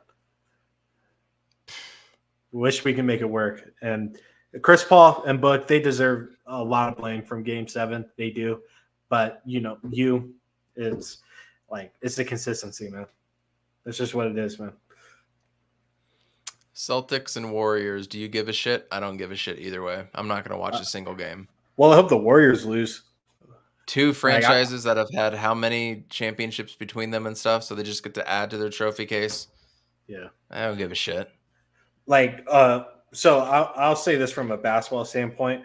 Like, with the Warriors, I do not want to see them win, because basically all their chips are kind of sort of given. Yeah, they're mostly okay, when it comes to rosters, they're sort of homegrown and stuff, but Steph Curry, I think he's pretty not overrated, but I think a lot of people give him a lot of praise just about his playing style and stuff. 2014, Kyrie, K-Love both got hurt. LeBron, it was only LeBron trying to go forward. Then in 2016, back from 3-1, healthy, they knew they couldn't beat LeBron, considering how that stretch of games went. Bron and KD, and went on that stretch, and then lost to the Raptors in 2018. But everybody was injured, and kind of the team fell apart for the next 2 years and such. And now they're back. And I just think the Warriors have a lot of holes, especially through their bench unit and stuff. Yeah, I think Kerr's a really good coach, and he knows how to work through Curry, Draymond, and Clay, and Poole sometimes. But outside of those 4, I don't know who exactly you can depend on. Andrew Wiggins is the same player that came in 2014. He just his play style fits on this team. There's nothing new. Andrew Wiggins hasn't leveled up or anything like that. So he's dead ass the same player. But with Boston, they're just so defensive heavy, and I think they can really get going on offense. Jaylen Brown's been great this whole playoffs. So I'm really rooting for Boston. I really hope they win. I have a lot more love for Boston than I do LA, just because I like Jason Tatum. I do. Yeah, Jason Tatum's a great player. Then I really like their new coach too. He's really cool. I forget his name, but Jaylen Brown. Udoka, yeah. Yeah, Udoka. Jaylen Brown, he went to Berkeley. My uncle went to Berkeley. Yeah, I coached against him in high school when he was in high school. Oh yeah, you did? Was he really good in high school? Oh yeah, he was the best player on the court. Oh yeah. It was no question. I'm a big fan of Pritchard, and I want to see Big Al. Does Al Horford have a chip? I don't know if he does. Yeah, well, Big Al does not have a ship. I would love to see him win a chip, and I think the Celtics rings are more deserved than LA rings, honestly. So I would Well, love to, yeah. yeah. So I would love to see Boston, pull this out, especially Jason Tatum being this young, and Suns fans like think of this, like Tatum came on already a pretty decent roster. Booker didn't have that. Besides the point, but Tatum has been through the ringer in the playoffs a lot, like for the last like 5-6 years, and this is probably his time to finally, you know, uh, secure that chip. Like he's made his rounds in the playoffs. Like he's been through the dirt and stuff, and Booker's just getting started. So, uh, yeah, we want the chip now, but there's a grind in the process. It happened with Giannis. It happened with LeBron. It's happened with Kawhi. Like all the major superstars and stuff. Like there's a grind within the playoffs before you actually get there. It's very rare that a superstar wins it in the first one or two go arounds. So I'm really rooting for Boston. I think they can actually win it in 6 to 7 games. But yeah, I as long as hate Boston Steph wins, I'm cool. Curry. I hate the Warriors. I hate Draymond. I don't like Boston fans. They have the I don't most, like Boston fans. I don't like Boston They fans. have the most championships in the NBA, and this sucks. This sucks. So hopefully this gets over ASAP. When is the NBA draft? NBA draft day. We might have to do a live stream for that. Thursday, June 23rd. So we're like just over 3 weeks. I think it's exactly 3 weeks from this coming Thursday. So 3 weeks away. And that's kind of when the off season starts and we should see something. So I just want this series to be over ASAP. I don't care. Yeah, they should stop trying to make the Clippers happen, but you know what? They're gonna be a scary ass team next year. Imagine starting Reggie Jackson, Norman Powell, Kawhi Leonard, Paul George, and Zubats, and then subbing in Mook Morris and Rocco. Terrence Mann, Ibaka, Batum. Batum, yeah. We can get Batum in free agency. That's true. I don't know if I'd take that though, if I'm between you and me. But that might be one you kind of fill out your roster with at the end of the bench. Denver's going to be better next year. No excuses from Denver now, right? We've heard all about if only Utah's Jamal done Murray that. was healthy. Yeah. I'm curious. Utah's going to come right back. I think they're actually now going to run it back with Donovan and with Rudy Gobert. Honestly, I've heard Donovan Mitchell a few times thrown out as one of the superstars that want to come here. I don't know if I quite consider him the superstar level, but I wouldn't mind seeing Spida and Book together. So that's interesting. That can work. I don't think it's going to happen though. I think that's the most far-fetched one of anything, but they're going to make a lot of changes and run it back. Let's see what Portland has up its sleeve. If Portland can do anything with Dame and company and Chauncey Billups up there and Anthony Simons that just, started up this year as a starter, averaging like 22 points a game. Let's see if Nurkic can be healthy a full season. Let's see what they can do, right? They traded CJ McCollum away, so next year's your year to kind of step up. The West is going to be stacked again. I think the Lakers are going to be trash. Clippers good. Warriors will be tired, but they'll be the Warriors. New Orleans is back. New Orleans can be a 5th or 6th seed, and they don't give a shit. Let's see what New Orleans does with a healthy Zion. If they're going to do something, is San Antonio going to make a run here or there? Houston's a team you still don't want to play because they have so many young guys that are going to throw it up and score 138 a night, and you got to be on to play them. Dallas, are they going to make a move? Is Dallas going to come in and try to make a big move? Are they going to try to pry away Rudy Gobert or Vucevic, right? Are they going to try to do something, or are they going to stand pat? If they stand pat, I think they're dead in the water. But is Brunson going to leave? San Antonio, are they in play for Ayton? Are they going to do something? What does Minnesota do? Minnesota could take a jump next year, right? And then what about Memphis, who was everybody's darling this year? Are they going to take another jump, or are they going to fall back down to earth a little bit? We'll fall back down. There's so many storylines in the Western Conference alone.